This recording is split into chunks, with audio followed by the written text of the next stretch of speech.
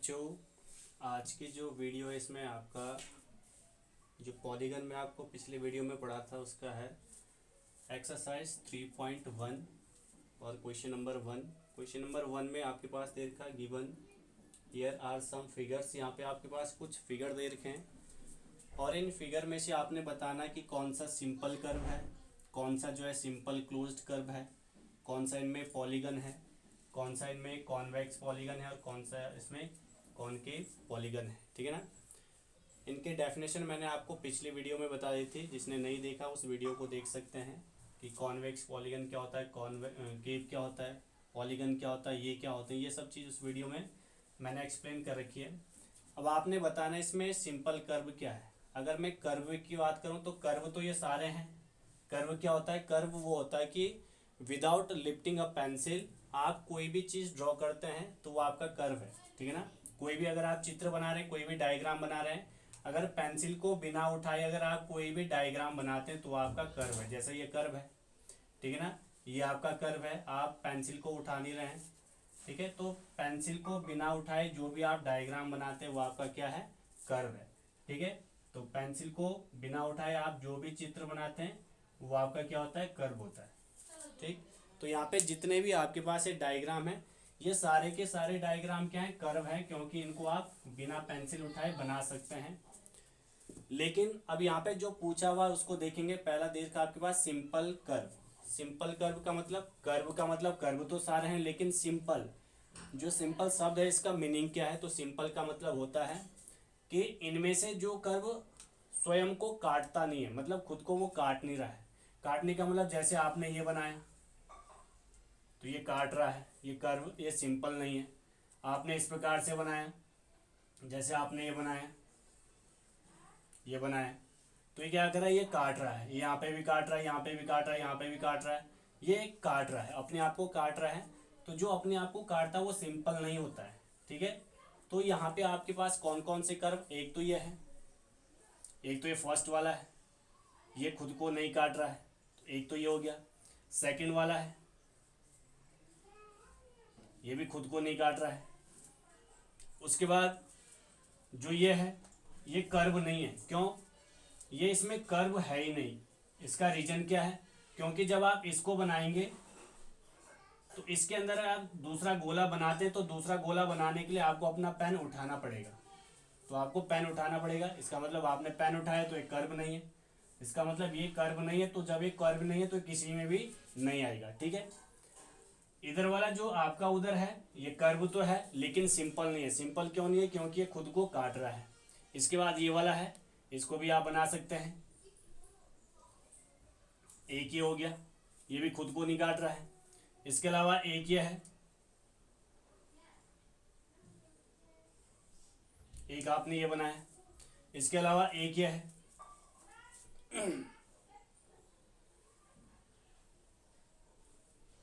ठीक है ना, और इसके अलावा एक लास्ट वाला भी है सिंपल कर्व। लेकिन ये लास्ट वाला भी इसमें नहीं आएगा क्योंकि इसको भी आप नहीं बनाएंगे, क्योंकि इसमें भी आपको पेंसिल उठानी ही पड़ेगी इस प्रकार से। तो ये भी आपका कर्व नहीं है। तो इसके अंतर्गत आपके सिर्फ ये फिगर आएंगे, ये आपके सिंपल कर्व हैं। दूसरा है सिंपल क्लोज्ड कर्व। अब यहाँ पे एक शब्द आ गया क्लोज। क्लोज का मतलब वो बंद होना चाहिए, बाकी सिंपल कर्व तो ऊपर भी है। अब आपने कहना इनमें से कौन कौन से क्लोज है। तो क्लोज तो ये भी है, ठीक है ना, क्लोज तो ये ऊपर वाला भी है। तो जितने ये ऊपर हैं ये सारे के सारे सिंपल क्लोज हैं। ये भी क्लोज है, ये भी क्लोज है, ये भी क्लोज है, ये भी क्लोज है और ये भी क्लोज है। तो जितने इसमें हैं उतने इसमें भी आएंगे, यानी कि पहले और दूसरे का जो आंसर है वो सेम ही है। क्योंकि ये सारे के सारे जो कर्व हैं ये क्लोज हैं, तो ये क्या कहलाएंगे? Simple close curve. क्योंकि ये सिंपल कर्व भी हैं तो क्लोज शब्द जुड़ गया है, तो इसका मतलब ये क्लोज भी हैं, तो इसके अंतर्गत ये आंसर भी इसका आएगा। ठीक है ना। इसके बाद आपके पास थर्ड है पॉलीगन। इनमें पॉलीगन क्या होगा? आपको पता है पॉलीगन क्या होता है? पॉलीगन वो होता है जो क्या होता है? सिंपल क्लोज्ड कर्व होता है। सिंपल क्लोज्ड कर्व होता है और लाइन सेगमेंट से बना होता है। यानी कि पॉलीगन होने के लिए क्या होना चाहिए? सिंपल क्लोज्ड कर्व होना चाहिए। इसका मतलब ये सारे के सारे सिंपल क्लोज हैं, क्लोज्ड कर्व है।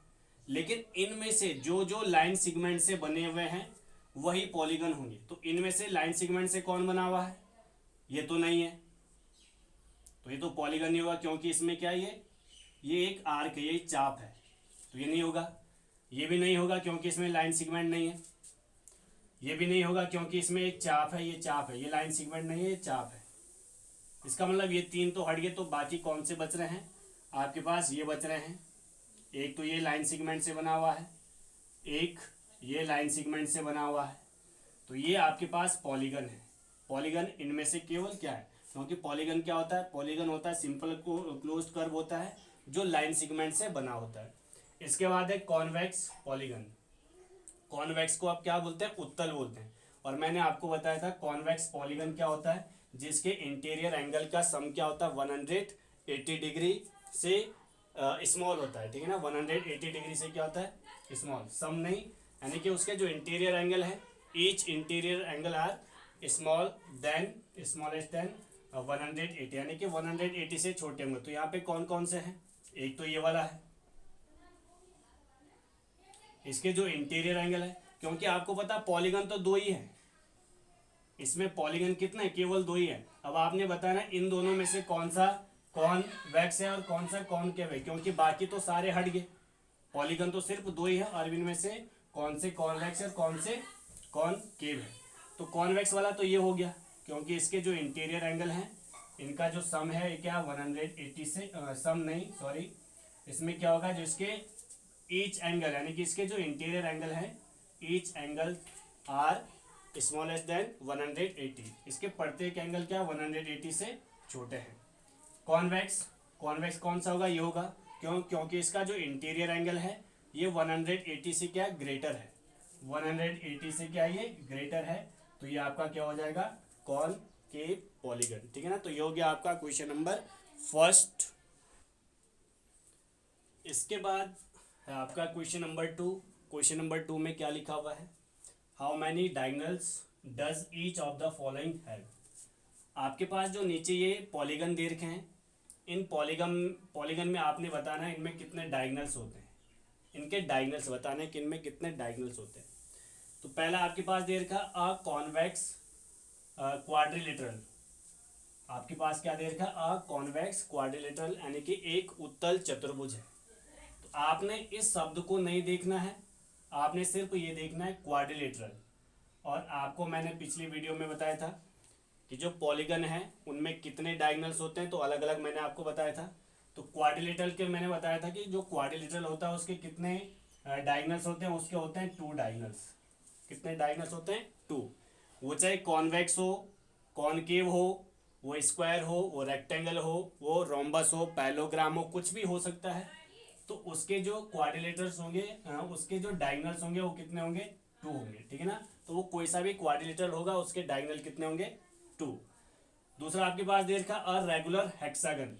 यहाँ पे एक शब्द है हेक्सागन, और आपको पता है हेक्सागन का मतलब जिसकी साइड कितनी होती है? 6 होती है। और जिसकी साइड 6 होती है उसके डायगोनल मैंने आपको बताया, पिछली वीडियो में बताए थे। तो उसके कितने होते हैं? आप फॉर्मूले से भी निकाल सकते हैं। फॉर्मूला क्या होता है? n-3/2, ये फॉर्मूला होता है, ठीक है ना। तो आप पिछली वीडियो देख सकते हैं कि फॉर्मूले से कैसे निकालते हैं। तो n की वैल्यू, क्योंकि हेक्सागन की कितनी साइड होती है? 6, तो ये हो जाएगा 6 इंटू 6 माइनस 3 हो जाएगा 3/2। इससे कैंसिल हो जाएगा, 3 3 जा 9। इसका मतलब जो आपका हेक्सागन है, तो हेक्सागन में जो डायगोनल्स होते हैं वो कितने होते हैं? 9। रेगुलर का मतलब सम षटभुज। इसके बाद है ट्रायंगल, और ट्रायंगल आपको पता है ट्रायंगल में कितने डायगोनल होते हैं? इसके होते हैं 0, इसमें कोई भी डायगोनल नहीं होता है, ठीक है ना। तो ये है आपका क्वेश्चन नंबर 2। आपसे पूछे इसमें कितने डायगोनल होंगे। इसके बाद है क्वेश्चन नंबर 3। क्वेश्चन नंबर 3 आपके पास है what is the sum of the measure of the angle of an convex quadrilateral. ये कह रहा है कि what is the sum of the measure of the angle of a convex quadrilateral. जो convex quadrilateral होता है, कॉन्वेक्स क्वाड्रिलेटरल यानी कि इसकी बात कर रहा है, इसकी बात कर रहा है कॉन्वेक्स क्वाड्रिलेटरल। इसके जो एंगल है, कौन से angle? Interior angle. Interior angle का सम क्या होता है। तो मैंने पिछली वीडियो में आपको बताया था कि कोई भी पॉलीगन आपके पास है तो उसके जो इंटीरियर एंगल है वो कैसे निकालते हैं, उनका सम कैसे निकालते हैं। तो जब हमने क्वाड्रिलेटरल पढ़ा था तो क्वाड्रिलेटरल के जो इंटीरियर एंगल हैं उनका सम कितना निकला था आपके पास, उसका सम निकला था 360, ठीक है ना। 360 यहाँ पे इसका क्या निकला था, सम निकला था जितने भी इसके इंटीरियर। तो ये हो गया आपका कॉन्वेक्स क्वाड्रिलेटरल, 360 इसके इंटीरियर एंगल का सम होगा।